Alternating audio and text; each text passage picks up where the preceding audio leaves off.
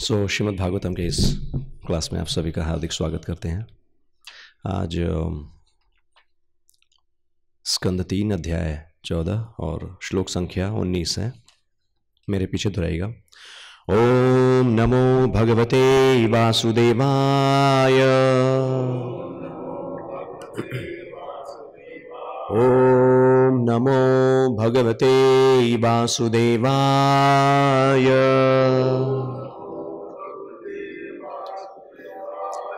ओम नमो भगवते वासुदेवाय।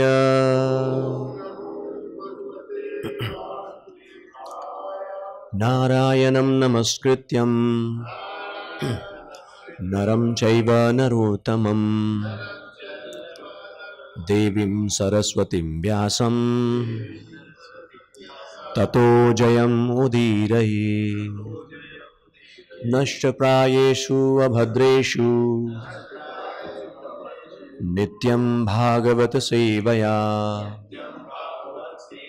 भगवती उत्तमं श्लोके भक्तिर्भवति नैष्ठिकी। हरे कृष्णा। श्लोक संख्या 19।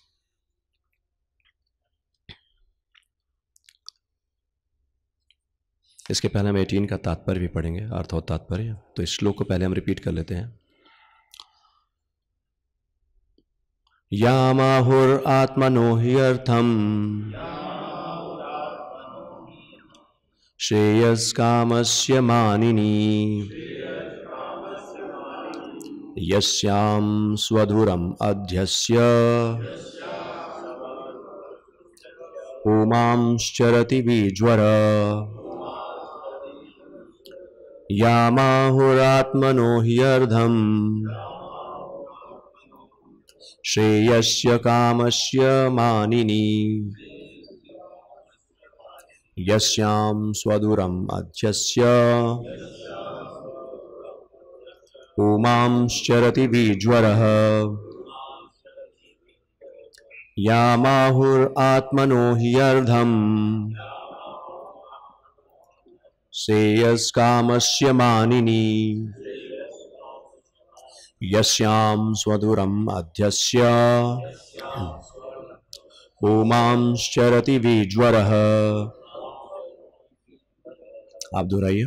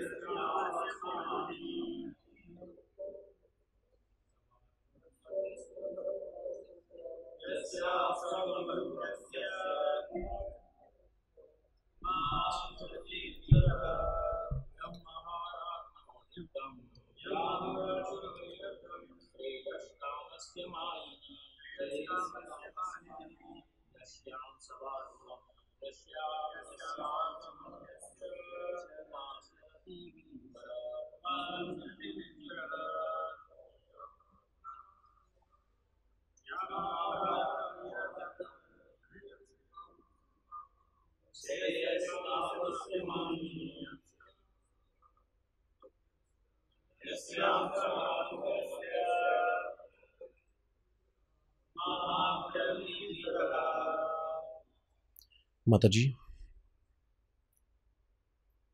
ओके, सो इसके पहले का एक श्लोक है, श्लोक संख्या 18।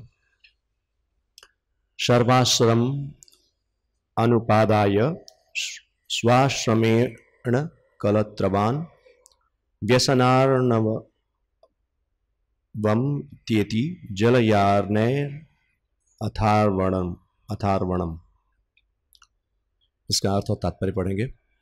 जिस तरह जहाजों के द्वारा समुद्र को पार किया जा सकता है, उसी तरह मनुष्य पत्नी के साथ रहते हुए भवसागर की भयावह स्थिति से पार हो सकता है। तात्पर्य, संसार से मोक्ष के प्रयास में सहयोग करने के लिए 4 सामाजिक व्यवस्थाएं अर्थात आश्रम हैं। ये हैं ब्रह्मचर्य या पवित्र छात्र जीवन, पत्नी के साथ गृहस्थ जीवन, वानप्रस्थ तथा सन्यास। सफल प्रगति के लिए ये सभी उस गृहस्थ पर निर्भर करते हैं जो अपनी पत्नी के साथ रहता है। यह सहयोग जीवन की 4 सामाजिक व्यवस्थाओं तथा 4 आध्यात्मिक व्यवस्थाओं के सुचारू रूप से कार्य करते रहने के लिए अति आवश्यक है। यह वैदिक वर्णाश्रम प्रणाली सामान्यतया जाति प्रथा कहलाती है। अपनी पत्नी के साथ रहने वाले पुरुष की सबसे बड़ी जिम्मेदारी होती है अन्य आश्रमों के सदस्यों, ब्रह्मचारियों, वानप्रस्थों तथा सन्यासियों के भरण पोषण की। गृहस्थों को छोड़कर अन्य सबों से आशा की जाती है कि वे जीवन की आध्यात्मिक प्रगति में लगे रहें। अतएव ब्रह्मचारी, वानप्रस्थ तथा सन्यासी को जीविका कमाने के लिए बहुत ही कम समय रहता है। इसलिए वे गृहस्थों से भिक्षा एकत्र करते हैं और इस तरह से जीवन की न्यूनतम आवश्यकताओं की पूर्ति करते हैं और आध्यात्मिक ज्ञान का अनुशीलन करते हैं। समाज के अन्य 3 वर्गों को आध्यात्मिक मूल्यों का अनुशीलन करने में सहायता करके गृहस्थ भी आध्यात्मिक जीवन में प्रगति करता है। अंततोगत्वा समाज का हर सदस्य स्वतः आध्यात्मिक रूप से उन्नत बनता है और अविद्या के सागर को सहज ही पार कर जाता है। श्लोक संख्या 19 का अर्थ और तात्पर्य पढ़ेंगे। हे आदरणीय, पत्नी इतनी सहायताप्रद होती है कि वह मनुष्य के शरीर की अर्धांगिनी कहलाती है, क्योंकि वह समस्त शुभ कार्यों में हाथ बटाती है। पुरुष अपनी पत्नी पर जिम्मेदारियों का सारा भार डालकर निश्चिंत होकर विचरण कर सकता है। तात्पर्य, वैदिक आदेशानुसार पत्नी को पुरुष के शरीर की अर्धांगिनी माना जाता है, क्योंकि वह पति के आधे कार्यों को संपन्न करने के लिए उत्तरदायी मानी जाती है। पारिवारिक पुरुष पर 5 प्रकार के यज्ञ, जिन्हें पंच यज्ञ कहते हैं, संपन्न करने का भार रहता है, जिससे उसे सभी प्रकार के अनिवार्य पाप कर्मों के फलों से छुटकारा मिल सके, जो उसकी अपनी दिनचर्या के दौरान हो जाते हैं। जब मनुष्य गुणात्मक रीति से कुत्ते बिल्लियों की तरह बन जाता है, तो वह आध्यात्मिक मूल्यों का अनुशीलन करने के अपने कर्तव्यों को भूल जाता है और तब वह अपनी पत्नी को इंद्रिय तृप्ति का साधन मान बैठता है।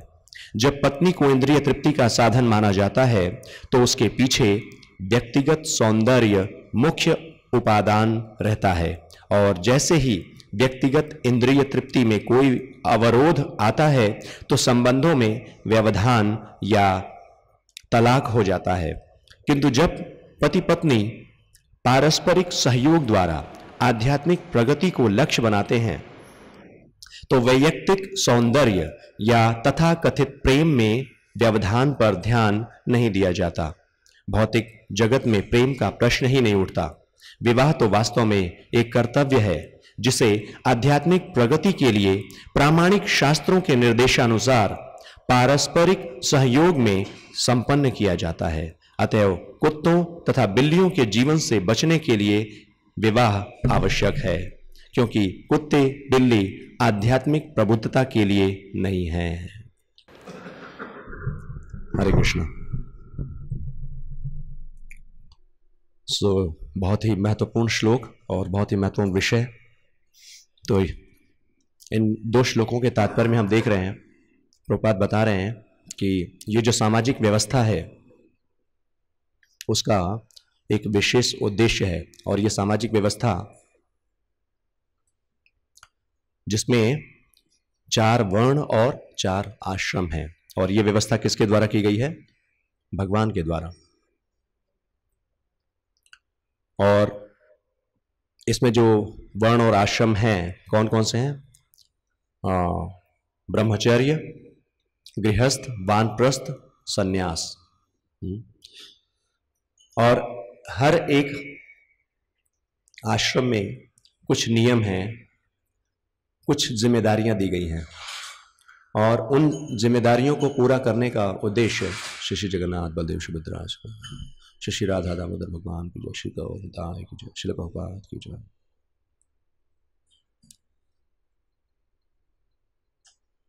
तो अपने अपनी जिम्मेदारियों को पूरा करना। चतुर्वर्णम मया शिष्टम गुण कर्म विभागश। तो गुण और कर्म पर आधारित ये जो व्यवस्था है समाज की, जिसमें ब्राह्मण, क्षत्रिय, वैश्य, शूद्र, इन सभी की अपनी जो जिम्मेदारियां हैं उनको निभाने के पीछे जो उद्देश्य है, वो उद्देश्य क्या है? एक ऊंचा उद्देश्य जिसे कहते हैं भगवत प्रेम, भगवत प्राप्ति, इसे प्राप्त करना। और श्रीमद् भागवतम में भी बताया गया है, समसिद्धिर हरितोषणम।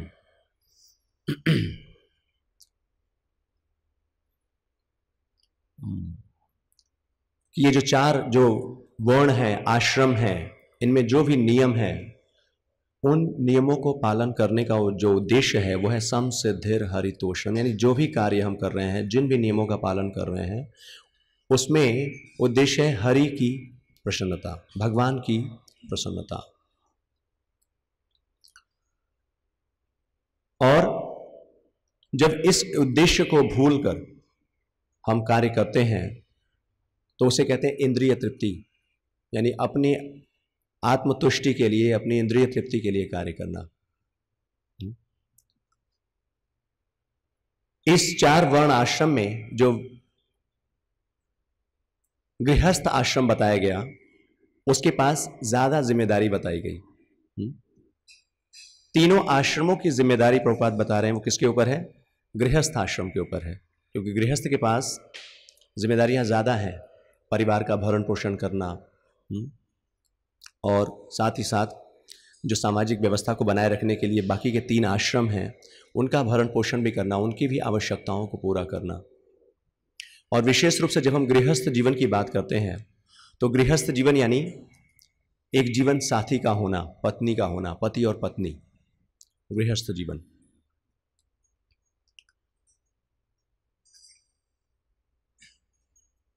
तो जब हम 2 लोगों की बात करते हैं या 2 से ज्यादा लोगों की बात करते हैं तो उस बीच में उस संबंध को बनाए रखने के लिए, यानी हम कहें कि साथ रहने के लिए हमें जिस चीज की आवश्यकता होती है, जिसे हम संबंध कहते हैं, रिश्ता कहते हैं। और रिश्ता यानी कि जिम्मेदारियां। जब हम एक दूसरे के साथ आते हैं तो आने के साथ ही हमारी एक दूसरे के साथ जो जिम्मेदारी है, वो जिम्मेदारी मतलब उसको निभाने की जिम्मेदारी हमारे ऊपर आ जाती है। हमारे जीवन का एक लक्ष्य बन जाता है कि हम जिन लोगों के संग में रह रहे हैं, चाहे वो पति पत्नी हो, चाहे पति के लिए पत्नी या पत्नी के लिए पति, बच्चे या किसी समाज में, तो उसका पहला लक्ष्य बन जाता है कि हम उस एसोसिएशन में, उस संघ में रहते हुए अपनी जो भी जिम्मेदारी है हम उसको पूरा करें। और जिम्मेदारियों को पूरा करने के लिए हमें जो भी प्रयास करना पड़े, जो भी तपस्या करनी पड़े, जो भी संघर्ष करना पड़े, उसे हमें करना चाहिए, तभी वो संबंध बना रहेगा। यहां पर इस श्लोक के अर्थ में मतलब क्या लिखा गया है कि वह मनुष्य के शरीर की अर्धांगिनी कहलाती, यानी पत्नी जो है पति की वो शरीर की अर्धांगिनी कहलाती है, क्योंकि वह समस्त शुभ कार्यों में हाथ बटाती है। पुरुष अपनी पत्नी पर जिम्मेदारियों का सारा भार डालकर निश्चिंत होकर विचरण कर सकता है।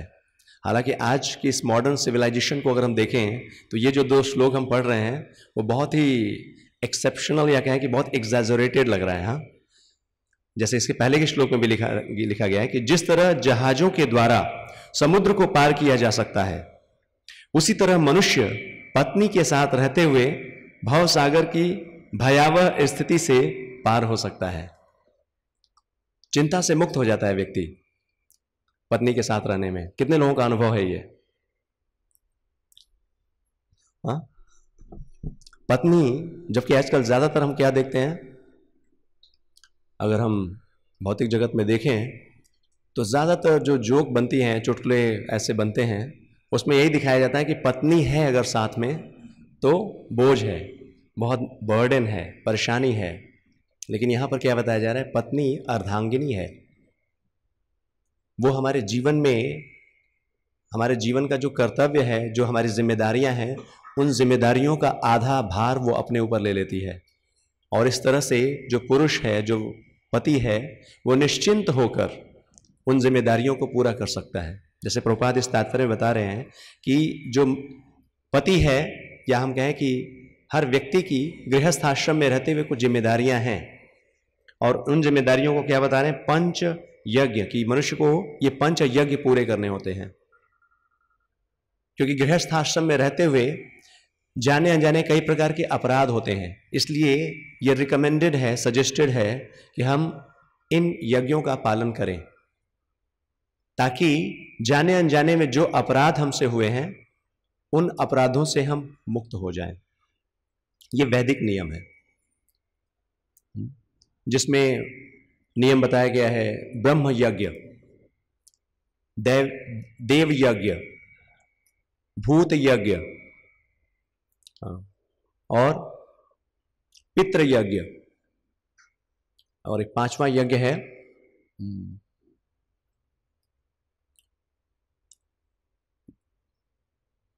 जिसको कहते हैं मनुष्य यज्ञ, या उसे हम समझे ह्यूमन।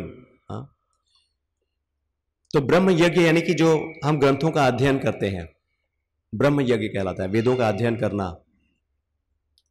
और देव यज्ञ यानी देवताओं के प्रति हमारे कुछ ऋण हैं, देवताओं से हम कुछ लेते हैं, उनके प्रति हमारे कुछ ऋण हैं। तो जो यज्ञ आहुति करते हैं, यज्ञ में आहुति डालते हैं, वो यज्ञ, वो देव यज्ञ कहलाते हैं, ताकि हम देवताओं को संतुष्ट कर सके। और फिर है भूत यज्ञ। भूत यज्ञ यानी जितनी भी दूसरी प्रकार की जीवात्माएं हैं, उन सभी का हमारे जीवन में कोई ना कोई सहयोग है। तो उन जीवात्माओं के लिए भी कुछ करना, उनकी जो आवश्यकताएं हैं, उनके लिए भोजन, वस्त्र, जो भी आवश्यकताएं हैं, उन आवश्यकताओं को पूरा करना, ये देव यज्ञ, भूत यज्ञ कहलाता है। पितृ यज्ञ, पितृ यज्ञ यानी जैसे कि हम अपने जो एंसेस्टर्स हैं, माता पिता हैं, पिंडदान करना, तो ऐसे जो कर्मकांड हैं इनको करना, ये पितृ यज्ञ कहलाता है। और एक यज्ञ है जिसे कहते हैं कि मानव यज्ञ, मनुष्य यज्ञ, जिसमें हम दूसरे लोगों के लिए, मनुष्यों के लिए हम कुछ जैसे सामाजिक कार्य होते हैं, वस्त्रदान, भोजन की व्यवस्था, सब कुछ, दवाइयों की व्यवस्था। तो ये वैदिक नियम बताए गए हैं, कुछ कर्तव्य बताए गए हैं जो गृहस्थ जीवन में रहते हुए हमें करना चाहिए, वैदिक कर्मकांड है। लेकिन यदि कोई व्यक्ति वैष्णव पद्धति का पालन कर रहा है, जैसे भगवान की डायरेक्ट भक्ति में लगा हुआ है, सम सिद्धेर हरितोषणम, जैसे भगवान कह रहे हैं ना कि वर्णाश्रम व्यवस्था का उद्देश्य क्या है? हरि की प्रसन्नता, हरि की तुष्टि। तो कोई व्यक्ति यदि डायरेक्टली, प्रत्यक्ष रूप से वो भगवान की भक्ति, भगवान की सेवा में लगा हुआ है, तो आवश्यक नहीं है कि उसे इन वैदिक नियमों का पालन करना पड़े, बस आवश्यकता नहीं है उसे करने की। फिर भी सामाजिक व्यवस्था को बनाए रखने के लिए यथासंभव इन नियमों का पालन करना चाहिए। लेकिन प्रभुपाद जैसे बता रहे हैं कि लेकिन आज समाज की व्यवस्था इस तरह की हो चुकी है कि जीवन का ये जो ऊंचा उद्देश्य है, पारिवारिक जीवन का जो ऊंचा उद्देश्य है, उस उद्देश्य को लोग भूल चुके हैं। और अब जो गृहस्थ जीवन है या जो मैरिड लाइफ है, पति पत्नी का जो संबंध है, उसका जो आधार बन चुका है वो क्या है? इंद्रिय तृप्ति। इसीलिए जब पत्नी का चयन भी किया जाता है तो उसके पीछे गुणों को कम देखा जाता है और बाह्य सौंदर्य, शारीरिक सौंदर्य को ज्यादा प्रधानता दी जाती है। प्रभुपाद भी कह रहे हैं कि व्यक्ति जब जीवन के लक्ष्य को नहीं जानता है, जीवन के लक्ष्य को भूल चुका होता है, तो वो क्या करता है? वो जो भी एक्सटर्नल है, बाहरी सौंदर्य, बाहरी गुण, उनकी ओर ज्यादा आकर्षित होता है। और इसीलिए चूंकि ये इंद्रिय तृप्ति का जो जीवन है वो हमें ज्यादा लंबे समय तक, या कहें कि वो सुख, वास्तविक सुख हमें नहीं देता है। और इसीलिए क्या होता है कि जो भी रिश्ते शरीर के स्तर पर आधारित होते हैं वो कुछ समय के बाद वो रिश्ते कमजोर पड़ जाते हैं। हाँ, और छोटी छोटी बातों पर टकराव शुरू हो जाती है। और इसीलिए समाज में आज ज्यादातर परिवार ऐसे हैं जहां पर एक साथ रह तो रहे हैं लेकिन विचारों में बहुत ज्यादा मतभेद है। वो एक साथ रहकर भी एक साथ नहीं है। हर एक छोटी बात एक दूसरे की वो पसंद नहीं आती है, एक दूसरे की बात को स्वीकार नहीं कर पाते हैं। लेकिन ये वैवाहिक संबंध, ये एक संस्कार है गृहस्थ जीवन में। अलग अलग प्रकार के जो संस्कार बताए गए हैं उनमें गृहस्थ जीवन, वैवाहिक जीवन, विवाह एक संस्कार है जहां पर दो आत्माएं या दो जीवात्माएं वो देवताओं के समक्ष, अग्नि के समक्ष वो वचन देते हैं एक दूसरे को, संबंध को निभाने का वचन देते हैं, जीवन के ऊंचे उद्देश्य को एक साथ रहकर, एक साथ चलते हुए जीवन के बड़े उद्देश्य को प्राप्त करने का। लेकिन वो सिर्फ फॉर्मेलिटीज बनकर रह गई हैं, क्योंकि अब ये संस्कार सिर्फ एक रिचुअल्स बन गई हैं। और इसीलिए जो वैवाहिक संबंध या विवाह है, विवाह का जो उद्देश्य है, व्यक्ति उसको भूल जाता है।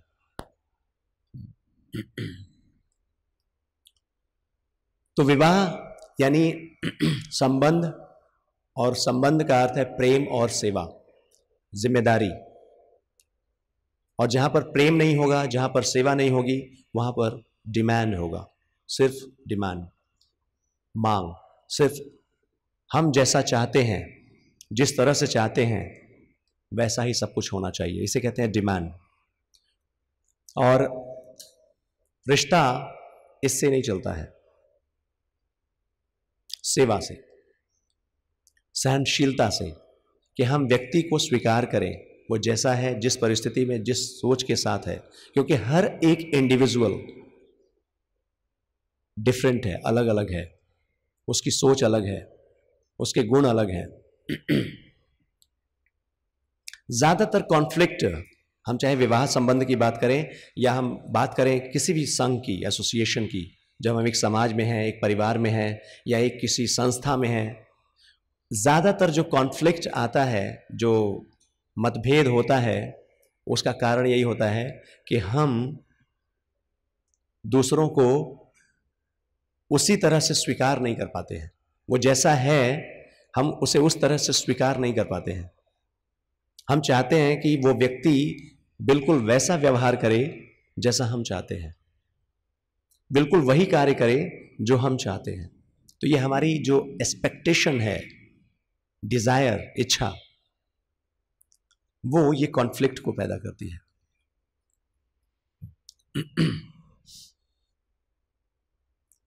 और जब ये विचार मिलते नहीं है या कोई व्यक्ति हमारी सोच की तरह, हमारी सोच के अनुसार वो नहीं चलता है, नहीं कार्य करता है, तो क्या होता है, हम उसके अंदर फिर फॉल्ट फाइंडिंग शुरू कर देते हैं, कमियां देखने लगते हैं कि उस व्यक्ति के अंदर कमी है। और ये कमियां देखना, ये क्या करता है, धीरे धीरे धीरे धीरे ये हमें उस व्यक्ति से बहुत दूर लेकर चला जाता है। वो व्यक्ति चाहे कितना ही सुहृद, वो हमारा बेस्ट वेलविशर ही क्यों ना हो, उसकी हर अच्छी बात भी हम एक्सेप्ट नहीं करेंगे, हम उसकी बात पर विश्वास नहीं करेंगे।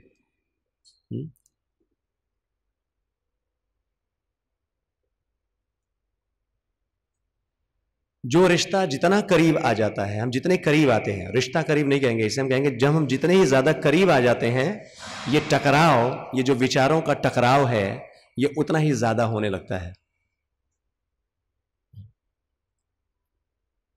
एक बार श्रील प्रभुपाद महात्मा गांधी के विषय में बता रहे थे कि एक बार महात्मा गांधी जो है, उनका जो है अपनी पत्नी के साथ बहस हो गया।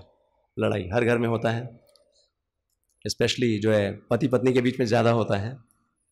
तो महात्मा गांधी ने तुरंत गुस्से में क्या किया, उन्होंने अपनी पत्नी को सुनाया और जो है बोलने के साथ साथ उन्होंने क्या किया, तुम घर से बाहर निकल जाओ। तो वो रोती हुई घर से बाहर चली गई। अब बाद में जब थोड़ी देर के बाद जब महात्मा गांधी घर से बाहर निकले तो उन्होंने देखा कि उनकी जो पत्नी है वो दरवाजे पर ही पास में बैठी हुई हैं। तो महात्मा गांधी ने कहा कि तुम यहीं पर हो, तुम गई नहीं? तो उनकी पत्नी ने कहा कि आपके सिवाय मेरे पास और कोई शेल्टर है ही नहीं, मैं कहाँ जाऊंगी? कोई शेल्टर मेरे पास और है ही नहीं। तो महात्मा गांधी ने क्या किया, उन्होंने कहा कि हाँ ठीक है, बाकी सारी बातें भूल जाओ, वापस आ जाओ घर में अंदर। वो क्या बताना चाहते थे, हालांकि भारतीय संस्कृति इतनी मजबूत है कि यहां पर हमारे विचारों में मतभेद होने के बावजूद भी एटलीस्ट जो पति पत्नी हैं एक साथ रहते हैं। जबकि जो पाश्चात्य संस्कृति है उसमें यह रिश्ता टूटते हुए देर नहीं लगता है, तुरंत अलग हो जाते हैं।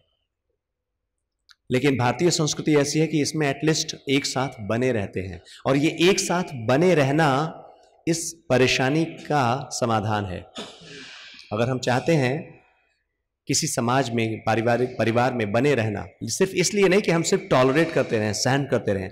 सहनशीलता एक गुण है, एक अच्छा लक्षण है, लेकिन सिर्फ टॉलरेट करते रहना नहीं, उस व्यवस्था में धीरे धीरे सुधार लाने का प्रयास करना।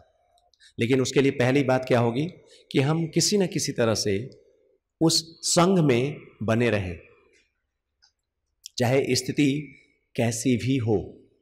क्योंकि जब उस संघ में बने रहेंगे और प्रयास करेंगे, प्रार्थना करेंगे, तो धीरे धीरे वो सारे जो अवगुण हैं हमारे अंदर वो दूर चले जाएंगे।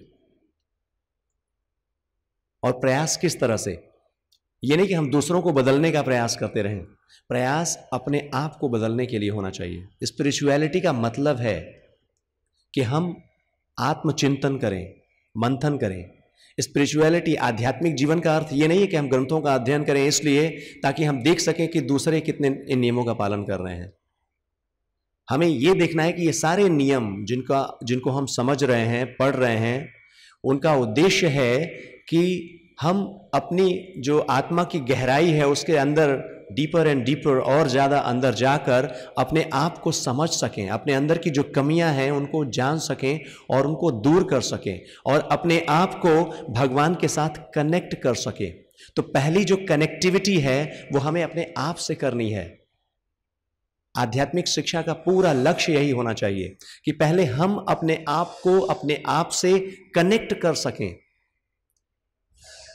अपने अंदर वो लक्षण, वो गुण डेवलप कर सकें, वो डिवाइन क्वालिटीज, तब हम दूसरों को देखना शुरू करेंगे।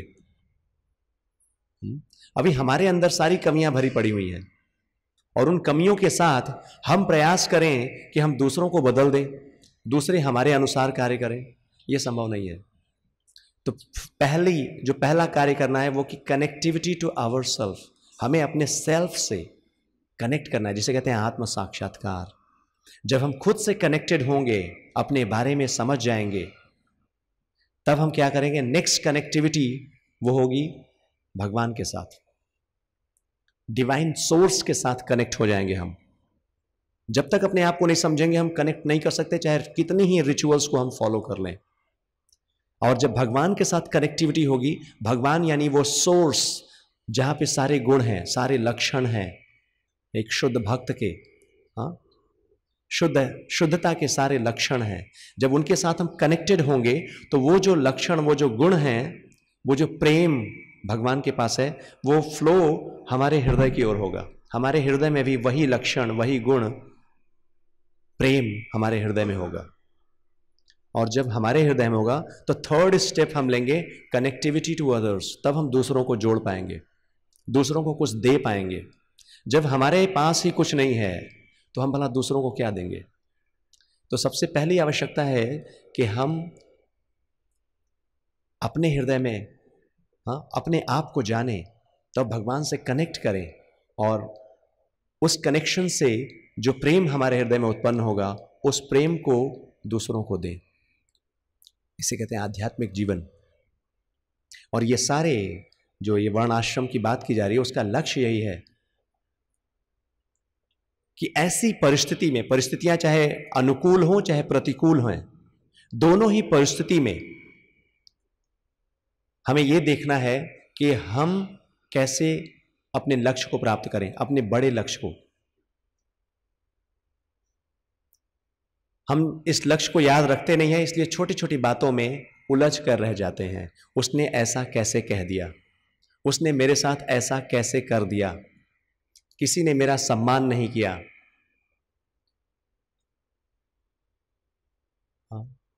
तो ये सारी छोटी छोटी चीजें, लेकिन जैसे ही हम बड़े लक्ष्य को याद करेंगे कि अरे ये तो अर्धांगिनी है, या हम संघ की बात करें, समाज की बात करें, तो ये तो हमारे साथी हैं, इन्हीं के सहयोग से मुझे वो बड़ा लक्ष्य प्राप्त करना है, गोलोक धाम प्राप्त करना है, भगवान का प्रेम प्राप्त करना है। अकेले तो नहीं कर पाएंगे हम कुछ भी, उनके बीच में रहना ही है अगर हमें वास्तव में उस लक्ष्य को प्राप्त करना है।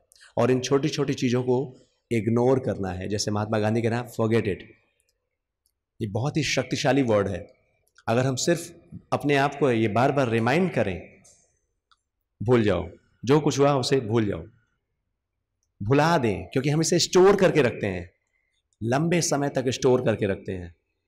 और ये भार, ये जो स्टोर करने की आदत है रखने की, वो और किसी को नुकसान नहीं देती है, वो उस व्यक्ति को नुकसान देती है जो इसे स्टोर करके रखता है। ये सबसे ज्यादा उसी व्यक्ति को परेशान करती है, नुकसान करती है उसका। तो फॉरगिवनेस ये एक बहुत एक दिव्य लक्षण है, गुण है। हमें प्रयास करना चाहिए कि किसी व्यक्ति ने अगर जाने अनजाने कोई ऐसा कार्य किया है जिससे हमें ठेस पहुंची, या हमें ऐसा लगा कि उसने हमारे प्रति अपराध किया या कुछ गलत किया, तो हमें क्षमा कर देना चाहिए, भूल जाना चाहिए उसको, क्योंकि हमारा उद्देश्य बड़ा है, लक्ष्य बड़ा है, और उसके लिए हमारे पास समय भी बहुत कम है। तो उद्देश्य, बड़े उद्देश्य को याद रखते हुए इन छोटी छोटी चीजों को इग्नोर, या उसे कहें कि उसे सहन करते हुए, टॉलरेट करते हुए उसे भुला देना चाहिए।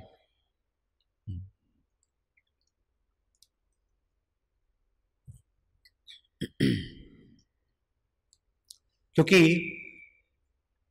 ये तो निश्चित है कि पारिवारिक जीवन मीन्स जहां पे जिम्मेदारियां हैं, जहां पर लोग हैं, वहां पर संघर्ष होगा। हर रोज, हर क्षण वहां पर स्थिति ऐसी होगी जहां ये संघर्ष होगा अपने आप से। लेकिन अगर हमें कुछ स्पेशल बनना है तो हमें संग में रहना पड़ेगा। जैसे हीरा, हीरा एक पत्थर ही तो है, एक कोयला है, वो कोयले की खान में वो पत्थर, उस प्रेशर में वो दबा रहता है, कितने वर्षों तक वो उस प्रेशर के साथ रहता है। उसमें चमक कब आती है? जब वो बहुत ज़्यादा प्रेशर लेता है अपने ऊपर, उसकी कटिंग होती है, उसकी रबिंग, जो भी ग्राइंडिंग, जितना ज़्यादा ग्राइंडिंग, कटिंग, वो हीरा उतना ही ज़्यादा चमकता हुआ बाहर आता है। सोना जितना ज़्यादा आग में तपता है, उसकी चमक उतनी ही बढ़ जाती है। तो ये नेचर, प्रकृति भी हमें सिखा रही है कि अगर हमें चमकता हुआ हीरा या कि सोने की जैसी चमक, हमें वो बहुमूल्य बनना है, अगर कुछ स्पेशल बनना है, तो हमें उस संग में रहना होगा। हाँ, और उसमें रहते हुए उस परिस्थिति से कुछ पॉजिटिव निकालकर अपने उद्देश्य के लिए आगे बढ़ना है। क्योंकि वह परिस्थितियां दो ही होंगी, या तो अनुकूल या तो प्रतिकूल। चॉइस हमारी होती है कि हम उनमें से क्या लेने जा रहे हैं।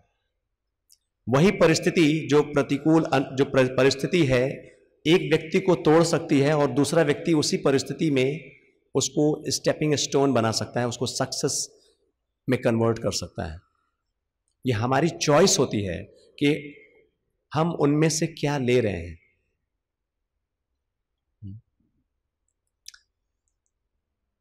हर परिस्थिति में हमें निकालना चाहिए कि वहां से क्या हमें सीखना है।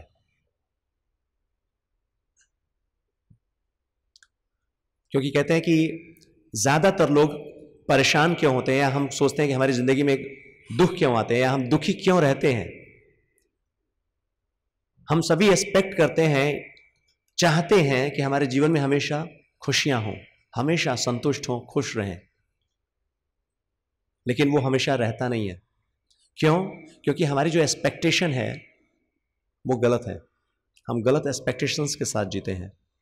हमारे जीवन में 70 to 80% या कहीं ज्यादा ऐसी सिचुएशंस आएंगी जो हमारे लिए फेवरेबल नहीं होंगी। फेवरेबल सिचुएशंस बहुत कम आती हैं। हाँ, जैसे सिचुएशंस की बात हम कैसे समझे कि ऐसे बहुत कम लोग होंगे जो हमारी बात को सुनेंगे, हमारे अनुसार वो कार्य करेंगे। ज्यादातर लोग हमारे अगेंस्ट होंगे। तो हमारी जो एक्सपेक्टेशन है, जब ज्यादातर लोग ऐसे हैं जो हमारे विरुद्ध हैं या हमारे अनुसार नहीं चलते, हमारी बातों को नहीं सुनते हैं, तो उन्हीं के बीच में रहते हुए आप खुश कैसे रहोगे?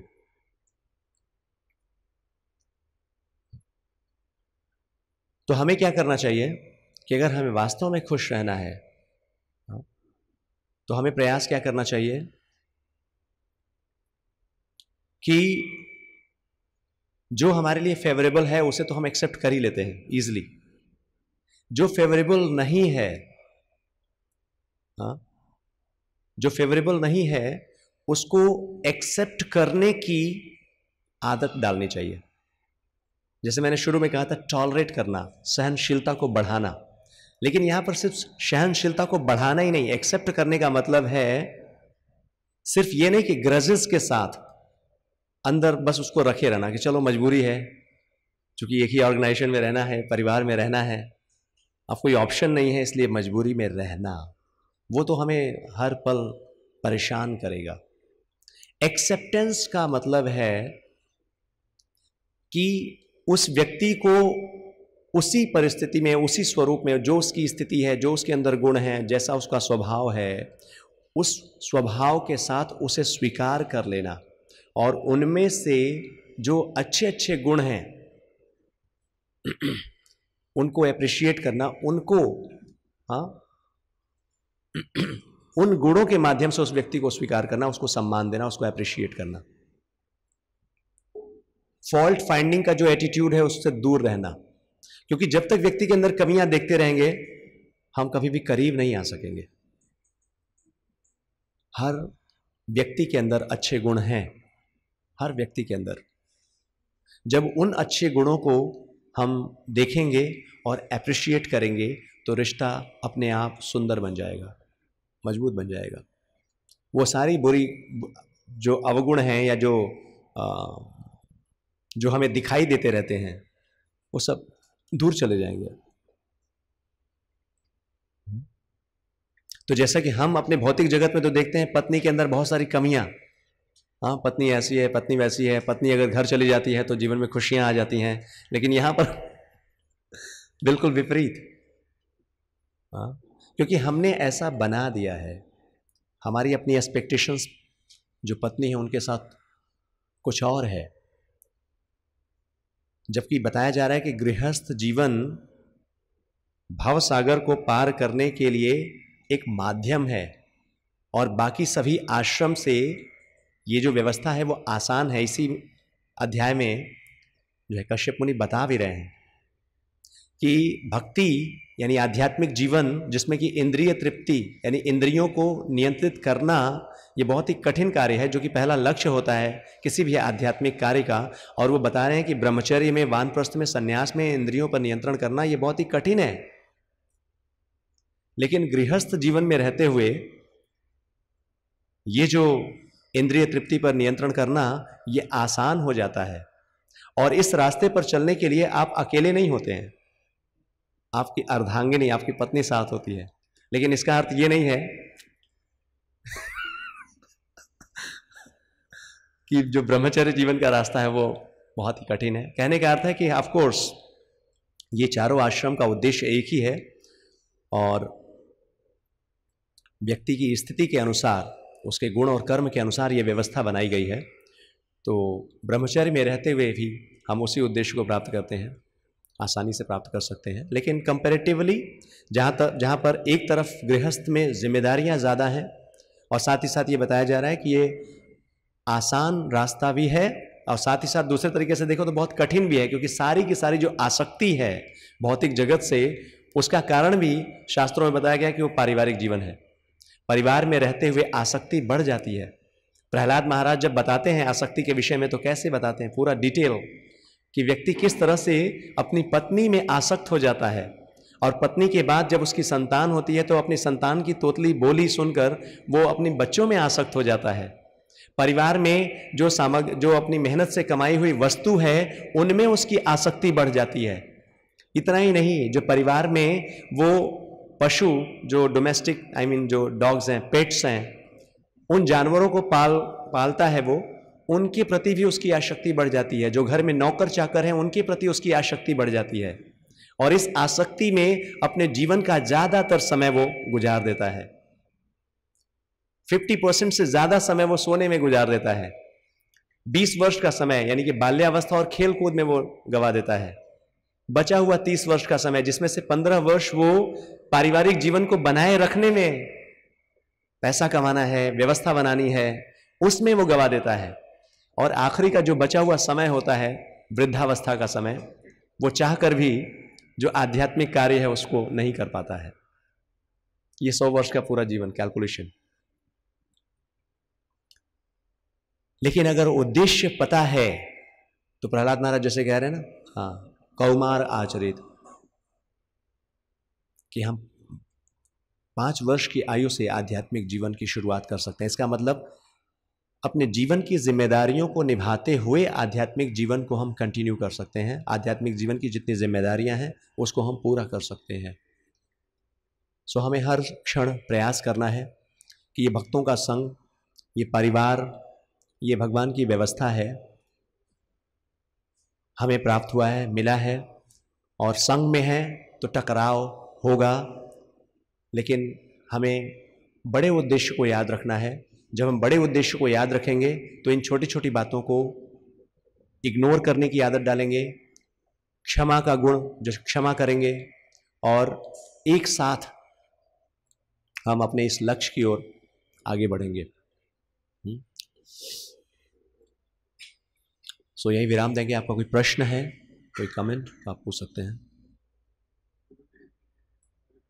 हरे कृष्ण।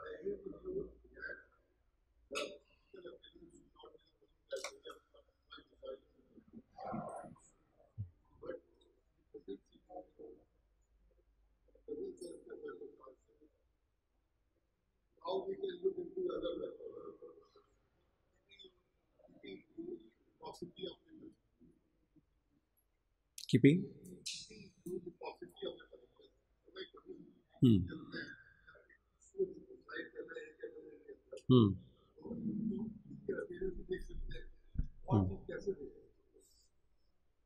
तो प्रभु जी का प्रश्न है, स्पेशली जब हम विवाह के लिए बात करते हैं और उसमें लड़की पक्ष या लड़का पक्ष जो भी है, समय कम होता है, हम एक दूसरे को जानते नहीं हैं, तो हमारे पास जो क्राइटेरिया बचता है वो यही है कि हम बाहरी लुक देखकर हम डिसाइड कर लेते हैं, निर्णय लेते हैं। सो ऑफ कोर्स हमारे पास बहुत ज़्यादा ऑप्शन नहीं होता है, लेकिन कहा जाता है कि अगर हमें किसी को परखना है तो उसके पूरे जीवन को स्टडी करने की आवश्यकता नहीं होती है। हम अगर शास्त्रों का अध्ययन कर रहे हैं, या हम कहें कि जो हमारे सीनियर हैं, गुरु हैं, आचार्य हैं, उनसे अगर हम गाइडलाइंस लें तो उन गाइडलाइंस से हम किसी को परख सकते हैं। तो सुंदरता, जो फिजिकल ब्यूटी है, ऐसा नहीं कि अब हम गुणों को देखने जा रहे हैं तो फिजिकल ब्यूटी इग्नोर्ड, यानी उसको देखने की आवश्यकता ही नहीं है। लेकिन हमें इस बात को समझने की आवश्यकता है कि रिश्ता वो सिर्फ फिजिकल नहीं है, और फिजिकल जो रिश्ता जो शारीरिक सौंदर्य पर है आधारित, वो लंबा नहीं है, क्योंकि ये सुंदरता समय के साथ समाप्त हो जाएगी। तो हमें ठीक है, मैचिंग करते हैं, हम सोचते हैं कि हाँ, ये जो भी वैवाहिक रिश्ता हम बनाते हैं तो उसमें हम शारीरिक सुंदरता भी देखते हैं, लेकिन ज़्यादा हमें ध्यान देना चाहिए कि हम उनके जो गुण हैं उनको समझने का प्रयास करें। और गुणों को समझने के लिए, जैसे मैंने बताया कि पूरे जीवन को स्टडी करने की ज़रूरत नहीं है, वो व्यवहार से धीरे धीरे पता चल जाता है अगर हम थोड़ा समय दें। जीवन क्या इतना बड़ा निर्णय है, वही मैंने कहा कि समय, क्योंकि हम उनकी हिस्ट्री में तो नहीं जा सकते, लेकिन अपनी तरफ से बाकी हम प्रयास और प्रार्थना कर सकते हैं। क्योंकि हो सकता है हर व्यक्ति अपने जीवन में प्रयास करता है कि मेरा जो जीवन साथी हो वो बहुत ही अच्छा हो, उसके अंदर सारे संस्कार हों, सारे गुण हों। फिर भी ऐसा होता है कि न चाहते हुए भी एक ऐसा व्यक्ति हमारे जीवन में आ जाता है, हमने जैसा सोचा था शुरू में, हो सकता है कि उसका व्यवहार हमें ऐसा लगा हो कि बहुत अच्छा है, क्योंकि उस तरह से उस व्यक्ति ने अपने आप को सामने रखा। लेकिन जब हम उसके साथ होते हैं, विवाह हो जाता है, तब हमें कुछ और नज़र आता है। हाँ, तो इसको इस तरह से भी ले सकते हैं कि जैसे ये भी बताया जाता है कि कोई भी रिश्ता या कोई भी व्यक्ति हमारे जीवन में जब आता है तो वो ऐसे ही नहीं आ गया है, उसके साथ हमारे कुछ कर्मों के हिसाब किताब हैं पिछले जन्मों के, उन हिसाब को पूरा करने के लिए वो व्यक्ति हमारे जीवन में आता है। कर्म का सिद्धांत यहाँ पर लागू होता है, तो हमें उसको भी स्वीकार करना होगा। इसको इस तरह से जरूर देख सकते हैं कि कोई व्यक्ति, कोई जीवन साथी हमारे जीवन में आया और बहुत ही सहयोग दे रहा है, हेल्प कर रहा है हमारी आध्यात्मिक उन्नति में आगे बढ़ने में, तो हमें समझना चाहिए कि हमारे अच्छे कर्मों के परिणाम हैं जो मेरा जीवन साथी मेरे उद्देश्य की प्राप्ति में सहयोग दे रहा है। और दूसरी तरफ अगर कोई व्यक्ति ऐसा आ गया जो बिल्कुल सहयोग नहीं दे रहा है, बल्कि उस मेरे एकदम विपरीत है, तब भी हमें टॉलरेट करते हुए, अपने व्यवहार को सही रखते हुए, ये समझते हुए कि वो व्यक्ति मेरे जीवन में आया है मेरे कर्मों के हिसाब को कम करने के लिए। मधुमंगल प्रभु हमें बता रहे थे कि कोई व्यक्ति जब हमारे जीवन में बुरा करता है और यदि हम उसे रिएक्ट करते हैं, तो इसका मतलब कि पहले तो जिस व्यक्ति ने बुरा किया उसने हमारे कर्म के फलों को काट दिया। हमने उसके प्रति कुछ बुरा किया था जिसके कारण इस समय में वो उस रिएक्शन से, ऐसे कार्य, ऐसा व्यवहार करके हमारे जीवन, हमारे कर्मों को काटता है। तो देखा जाए तो हमें उसे थैंक यू बोलना चाहिए कि वो हमारे कर्मों को काट रहा है। लेकिन अगर हमने उसके ऊपर फिर से जवाब देना शुरू किया या उसके अगेंस्ट कुछ व्यवहार करना शुरू किया, तो इसका मतलब है कि हमने फिर से अपने कर्म बढ़ाने शुरू कर दिए, और उसके लिए हमें फिर से ऐसा ही एक कह सकते हैं, ऐसे हमें फिर से अपने उस कर्म के फल को भोगना पड़ेगा। तो इसे हम इस तरह से कर सकते हैं, समझ सकते हैं कि हमें तो प्रयास करना है कि जो गुरु आचार्यों से हमें शिक्षा मिली है उसके आधार पर कौन सा जीवन साथी, कौन सा व्यक्ति हमारे लिए उपयोगी है। जैसे हम कहते हैं ना, किस व्यक्ति का संग करना है, किस व्यक्ति का नहीं करना है। तो अब हमारे पास पैरामीटर क्या है, चॉइस, हमें चुनना है, निर्णय लेना है। तो निर्णय लेने के पीछे एक उद्देश्य होना चाहिए। पहले तो उद्देश्य पता हो कि ये उद्देश्य है। अब जब उद्देश्य पता है तब हम निर्णय ले पाएंगे। उद्देश्य नहीं पता है तो निर्णय नहीं ले पाएंगे। क्या सही है क्या गलत है, इस बात का चुनाव तभी हम कर सकेंगे जब हमें पता होगा कि हमें चाहिए क्या। बॉम्बे जाना है, अब कौन सी ट्रेन अच्छी है, कौन सी ट्रेन यानी कौन सी ट्रेन सही है, कौन सी गलत है, इसका निर्णय हम तभी कर पाएंगे जब हमें पता हो कि हमें बॉम्बे जाना है। तब हम बता पाएंगे कि ये ट्रेन बॉम्बे जाती है इसलिए मेरे लिए ये सही है। हाँ, उसी तरह से जब हमें पता है कि जीवन का लक्ष्य है, एक बड़ा लक्ष्य है, और उस पर चलने के लिए कौन सा व्यक्ति सहयोगी होगा, किस व्यक्ति का संग करना है, तो उस पैरामीटर पे हम प्रयास करें कि उस पैरामीटर पे व्यक्ति खरा उतरे, और प्रार्थना करें कि वैसा ही जीवन साथी मेरे जीवन में हो, वैसे ही लोग मेरे संपर्क में हो जिनके साथ हमारी ये जर्नी आसान हो। और अगर ऐसे लोग नहीं हैं, क्योंकि ये तो होगा कि ऐसे भी लोग हमारे संग में होंगे, तो उनको हम टॉलरेट करें और उसमें से भी कुछ पॉजिटिव लेकर, अच्छा लेकर अपने आप को प्यूरिफाई करें और आगे बढ़ें। ठीक है, यस मतलब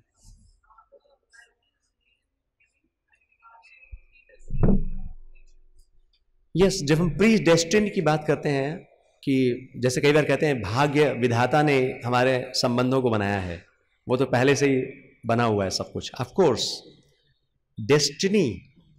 लेकिन डेस्टिनी जो है वो लॉ ऑफ कर्मा के से अलग नहीं है। वो डेस्टिनी हमारे कर्मों से बनी है, वो इस जन्म के कर्म नहीं है। इसलिए हमें क्या लगते हैं कि अरे ये तो बाई चांस भाग्य ने दे दिया। हमारे जीवन में जो कुछ भी हो रहा है उसके पीछे हमारे अपने कर्म रहे हैं। तो जो भाग्य भी बनता है उसके पीछे भी हमारे कर्म होते हैं।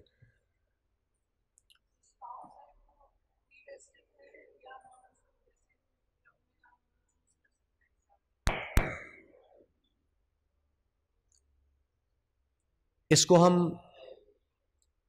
चूज करना, जैसे कुछ चीजें हैं जो हमारे हाथ में नहीं है, चूज करना। ऑफ कोर्स रही बात पत्नी की, तो एक्सटर्नली देखा जाए तो हम तो चूज कर रहे हैं क्योंकि हमने किसी को पसंद किया नहीं किया। लेकिन बैकग्राउंड में देखें तो भले ही हम कितने लोगों को देखते हैं, जब रिश्ते की बात होती है न जाने कितने रिश्ते हम देखते जाते हैं, लेकिन क्या वो जिनसे हम विवाह करना चाहते हैं उनसे हो जाता है? नहीं होता है ज़्यादातर। मतलब हम जिनसे चाहते हैं, हो सकता है मैंने किसी को चाहा लेकिन अगले ने मुझे नहीं चाहा, अगले ने चाहा मैंने पसंद नहीं किया, तो फाइनली हाँ तो इसको इस तरह से कि चॉइस, ऑफ कोर्स हम चूज कर रहे हैं, लेकिन हमारी चॉइस हमने पसंद किया लेकिन अगले ने पसंद नहीं किया।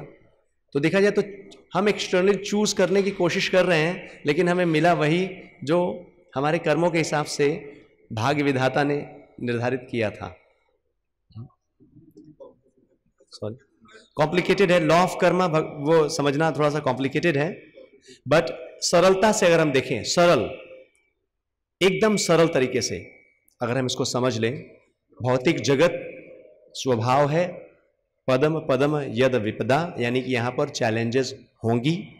चॉइस हमारी है कि हम उन चैलेंजेस को चैलेंजेस की तरह एक्सेप्ट करते हैं या उन चैलेंजेस के बीच से एक रास्ता निकालते हैं और अपने लक्ष्य की ओर आगे बढ़ जाते हैं। ये चॉइस हमारी है। और ये जो चॉइस है, ये समझ में आ रही बात ना? हम चाहे तो जिंदगी भर परेशान रहे, जैसे आती है स्टोरी कि दो व्यक्ति पत्थर तोड़ रहे हैं। एक व्यक्ति पत्थर तोड़ रहा है लेकिन वो गीत गा रहा है, मुस्कुरा रहा है, हंसते हुए पत्थर तोड़ रहा है, और दूसरा व्यक्ति पत्थर तोड़ रहा है, वो रो रहा है। अब कोई पूछता है कि भाई क्यों रो रहे हो? अब वो अपनी सारी व्यथा सुनाता है, क्या जीवन है, ये देखो सारा दिन रात पत्थर तोड़ना पड़ता है, ये पसीने, कोई व्यवस्था नहीं है, समय नहीं मिलता घर के लिए, लोगों के लिए। अब वो रोते रोते पत्थर तोड़े। दूसरा क्या है, पता है कि ये तो स्वभाव है, यहां रहते हुए यही करना है, तो क्यों ना हंसते हुए गाते हुए लोगों के बीच में अच्छे से रहते हुए उसी काम को करें। ये चॉइस हमारी है, चॉइस हमारी। यस, हाँ, सॉरी, हाँ,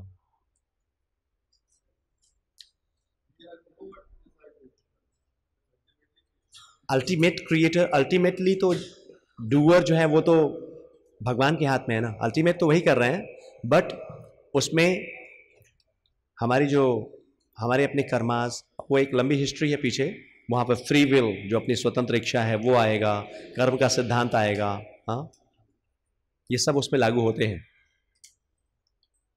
सो हमें इसको सिंप्लीफाइड वे में लेके चलना है कि जो कुछ भी है हमारे कर्मों का परिणाम है, हमने जो पहले किया था उसका रिजल्ट आज है, हम आज जो करेंगे उसका रिजल्ट कल है।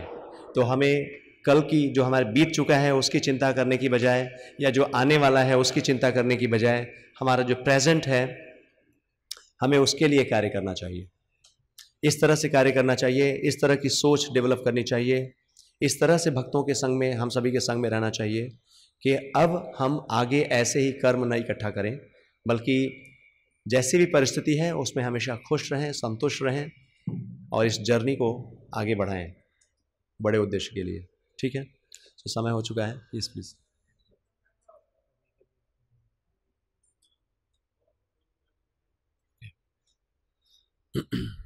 हरे कृष्ण। सॉरी,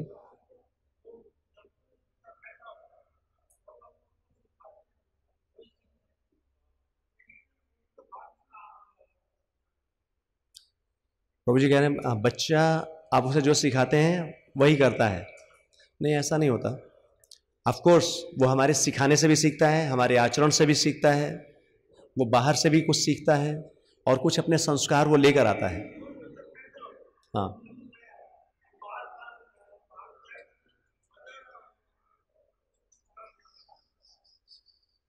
अगर हम बच्चे की बिहेवियर की बात करें, संस्कार की बात करें, तो ऐसा नहीं कि वो जन्म लेने के बाद वो संस्कार डेवलप करना शुरू करता है। ये भी लॉ ऑफ कर्मा पर लागू होता है। जो कर्म का सिद्धांत है वो इस जीवन में आने के साथ नहीं, उसके पहले से चल रहा होता है। इसीलिए आप देखेंगे कई बार बच्चा जन्म लेता है, परिवार में ऐसा कोई व्यक्ति उसके अंदर, परिवार के अंदर, मतलब उसके अंदर बड़े विशेष लक्षण, विशेष गुण दिखाई देते हैं जो कि परिवार के लोगों में नहीं थे। ऐसा लक्षण देखने को मिलता है।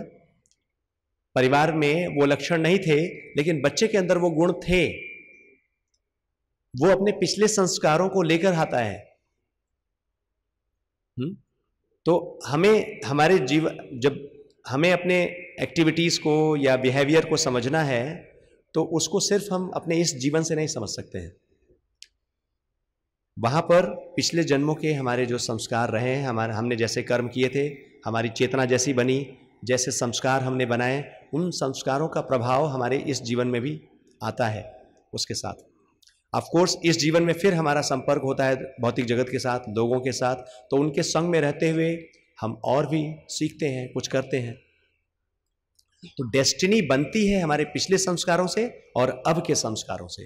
पिछले संस्कार हमारे इस जीवन को निर्धारित करते हैं और अब के संस्कार हमारे अगले जीवन को निर्धारित करेंगे, भविष्य को निर्धारित करेंगे।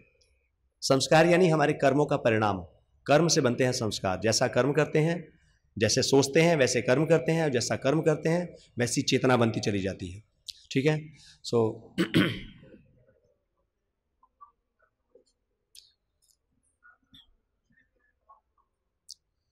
इसको समझने के लिए समय देना पड़ेगा, क्योंकि हम जो सिखा रहे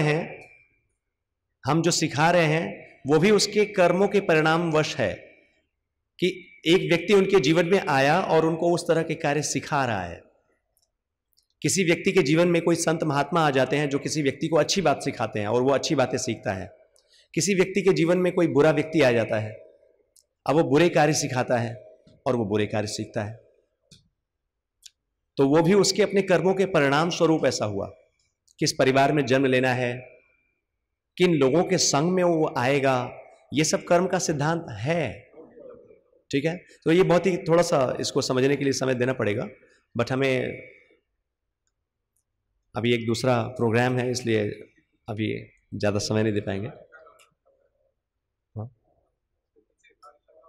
नहीं, वो मुझे दूसरी जगह जाना है सेवा में, तो गाड़ी आ चुकी है इसके लिए परमिशन। ठीक है, क्षमा कीजिएगा, समय कम है, अभी सारे प्रश्नों का उत्तर नहीं ले सकेंगे। सो बहुत बहुत धन्यवाद आप सभी का। हरे कृष्ण। ग्रंथराज श्रीमद् भागवतम की जय, शिल प्रभुपाद की जय, अनंत कोटि वैष्णव वृंद की जय।